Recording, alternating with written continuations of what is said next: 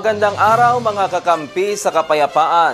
Narito na ang tampok na balita dito sa Kampilan News. Nakiisa ang 6th Infantry Kampilan Division Philippine Army sa inilunsad na bagong Pilipinas Serbisyo Fair o BPSF sa Sultan Kudarat.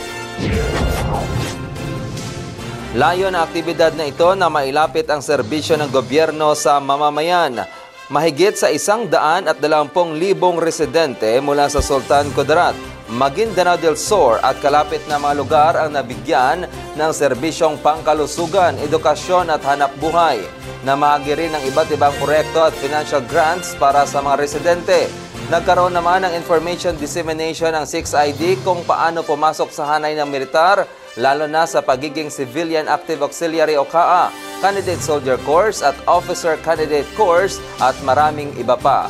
Bukod sa mga politiko ay dumalo din ang pinuno ng Western Mindanao Command at ang commander ng 6th Infantry Kampilan Division.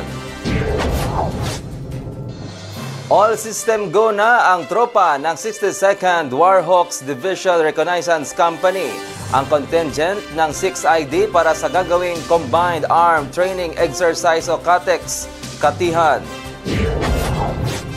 Lula ng Philippine Navy vessel LS-551 ay lumayag ang tropa mula sa Polyok Wharf sa Parang Maguindanao del Norte matapos ang formal na send-off nila dito sa headquarters ng 6ID. Binubuo ng 5 officers, 85 mga enlisted personnel at kabuang 90 ang contingent ng 6ID para sa first ever large-scale combined arms training. Ang 62nd DRC ay pinamunuan ni Captain Mamerto Fajardo Jr. Ito ay bahagi ng ika-127 anibersaryo ng Philippine Army na gagawin sa ika-22 ng Marso na may temang matatag na hukbong katihan para sa bagong Pilipinas. Mga kakampi, sinasabi eksperto sa pambobomba na kasapi ng teroristang komunista, nagbalik loob sa pamalaan mula sa Campo Lucero sa Carben North, Cotabato, si kakampi Corporal Nedzen Lano sa report. Hirap, pagod at pangamba sa kaligtasan ang pangunahing dahilan ng pagbabalik loob sa pamahalaan ng dating kasapi ng komunistang terorista. Nagbalik loob si alias Adon sa tulong ng LJ Yumlang, 90IB at ng 6th Battalion. Isinuko din ito ang bitbit nitong kagamitang panigma na isang US Garand rifle at mga bala nito. Agad namang binigyan ng tulong pinansyal ni Honorable Russell Abonado, alkalde ng nasabing bayan, ang dating rebelde. Formal namang tinanggap ni Brigadier General Donald Dumiran, Philippine Army, Commander ng 602nd Infantry Liberator Brigade si alias Adon. Ang Presentation of Balikloob Program ay pinangunahan ni Lieutenant Colonel Roel I. Gavilanes, Philippine Army, Commanding Officer ng 90th Infantry Bigkislahi Battalion na sinaksihan din ng iba pang mga opisyal sa hanay ng 602nd at 90IB na siyang nakakasakop sa bayan ng Mlang. Ang pagbabalik loob ng dating miyembro ng NPA ay bunga ng maigting na pagsisikap ng kasundaluhan, katuwang ang lokal na pamahalaan at pulisya.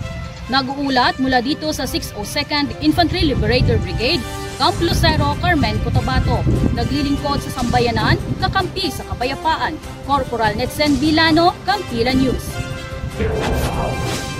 Matagumpay na isinagawa ang AFP-PNP Funshot at AFP-PNP Dual Meet Golf na magkaiwalay na isinagawa sa 6ID Headquarters at sa Malungon, Sarangani Province.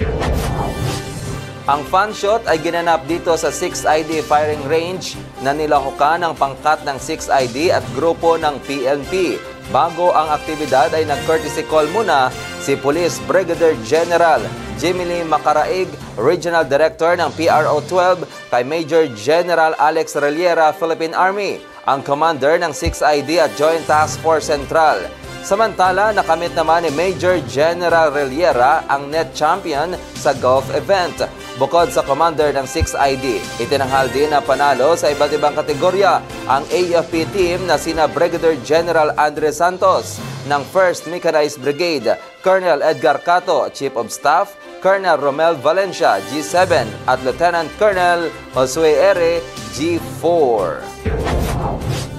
602nd Infantry Liberator Brigade, aktibong nakilahok sa bombing incident simulation exercises. Nagbabalik sa report si kakampi Corporal Nedzen Lano.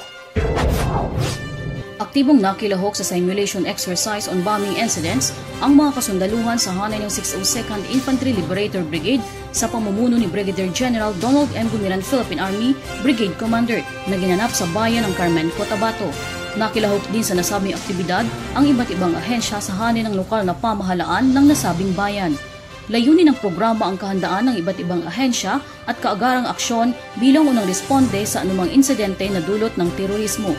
Nilalayon din itong pag-ibayuhin ang pagresponde sa mga insidente na dulot ng pambobomba. Ang matagumpay na simulation exercise ay bunga ng maigting na pagtutulungan ng kasundaluhan katuwang ang lokal na pamahalaan.